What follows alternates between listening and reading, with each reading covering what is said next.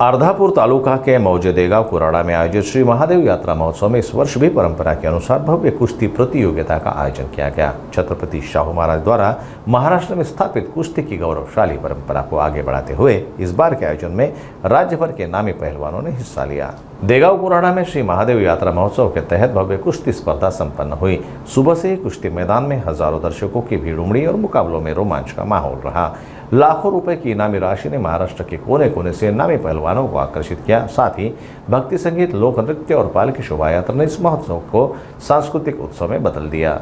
छत्रपती शाहू महाराजांनी या महाराष्ट्रामध्ये एक वारसा घालून दिला आणि तीच कुस्ती ही दंगल महाराष्ट्रामध्ये, पश्चिम महाराष्ट्रामध्ये जशी मोठमोठे दंगल होतात त्याचप्रमाणे आमच्या देगाव नगरीमध्ये सुद्धा कमीत कमी जिल्हा बाहेरील ते पैलवान येतातच, पण हरियाणा आणि बाहेरील राज्यामध्ये पंजाबमधून सुद्धा काही वेळेस या देगाव नगरीमध्ये पैलवान आलेले आहेत। तरी आमच्या देगावचं नाव या महादेव यात्रेनिमित्त जे कुस्त्या होतात ते कुस्त्या बघण्यासाठी आणि यात्रेचा आनंद म्हणजे फक्त कुस्त्या म्हणून इथं जाहीर परिचय आहे की खरोखर या देगाव नगरीमध्ये कुस्त्या पाहायसारख्या होतात।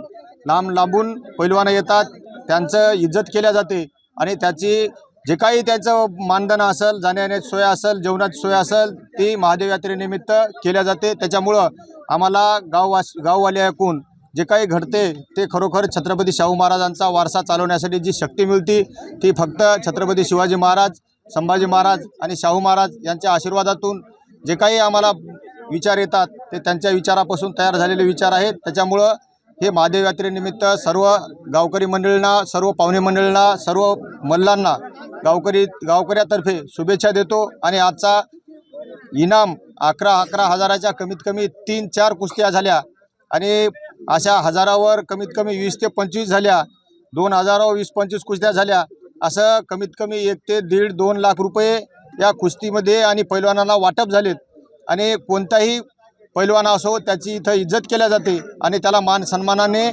त्यांना इथून जेवू घालून पाठवल्या जाते। त्याच्यामुळं आम्हाला जे काही घडते महादेव यात्रेनिमित्त त्याच्याबद्दल खूप खूप आम्ही आभारी आहोत आणि सर्वांना शुभेच्छा देतो आणि मी माझे 2 शब्द संपवितो। जय